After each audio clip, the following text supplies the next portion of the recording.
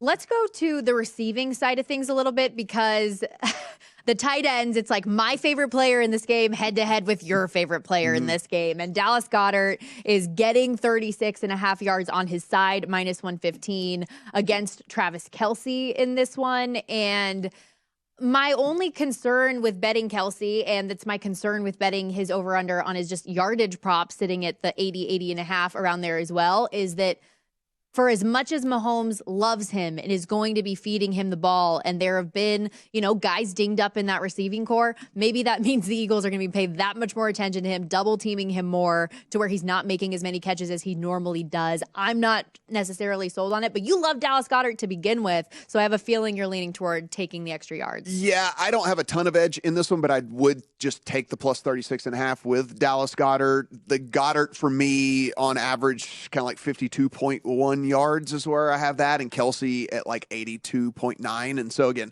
not a big edge there at all, but I do think, like you said, there is a path in which the Eagles come out and say, beat us with all of these other ancillary pieces. You're not beating us with Travis Kelce. I think that that's not out of the range of possibilities, right? I mean, if we're talking about potential outcomes for the Eagles winning this game, we might come in here and we're sitting in here on Monday after the Super Bowl going, well, they really shut down Travis Kelce, and that was the whole reason they won the game, And so, I mean, I think that is certainly he's going to be a target no matter what. It's just whether they can actually do it. And so just for the numbers I have, I would take the 36.5 yards with Goedert anyway, and then plus, like you're mentioning, I think there is at least a chance that he becomes an incredibly targeted person from the defensive side. Well, yeah, and I say all that anti-Travis Kelce. Meanwhile, the last time he was in a Super Bowl had 10 catches on 15 targets and has 7 straight playoff games with 90 or more receiving yards. So shows what I know. As far as the run game goes, head-to-head, Isiah Pacheco, Miles Sanders. Sanders only laying 7.5 yards. Is it? What do you think about it? Yeah, this one to me would be Sanders all day long or pass. If you look at Sanders' role, and this is one of the biggest things that we have to look at from this Eagles team that is different from a lot of the teams out there, because they won so many games at margin throughout the course of the season that you can kind of look at just the raw snap data and the raw rushing data and attempts data and things like that, and you can think that this is kind of like almost a committee type situation with them. But when they were playing within one score of a game, so like typically known as game state neutral,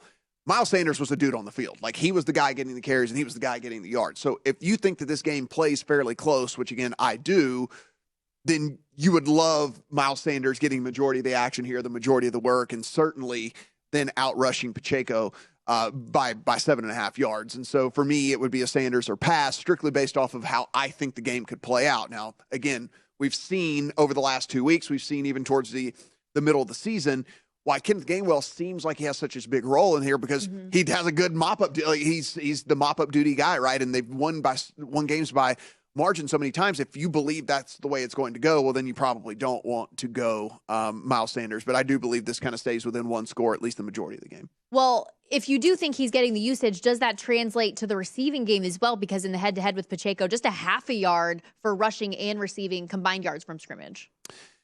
This one's where it gets kind of dicey, though, because the thing about the receiving deal, like we were talking about with Mahomes and this offense in general, when we kind of handicap this game, is Mahomes is just such a creator, right? And so the thing that scares me from being able to add in the receiving standpoint from a Pacheco is broken play deal where Mahomes runs around for, what seems like 3 minutes before he ends up throwing the ball, and he finds Pacheco, who's somehow slipped out, and that one play alone goes for 20 some odd yards, and then it totally skews everything. So for me, it's a pass. Before you place your next bet, visit VSiN.com for all the latest data and powerful betting tools. Start with our live odds, team comparisons, and previews for every game on the schedule. Then dive deeper with live tracking of betting trends and line movements. And don't miss our unique tools, including odds comparisons from sportsbooks across the country, prop bet search engine, and custom parlay calculator. Everything you need to increase your betting knowledge and confidence is at your fingertips. Visit VSiN.com today.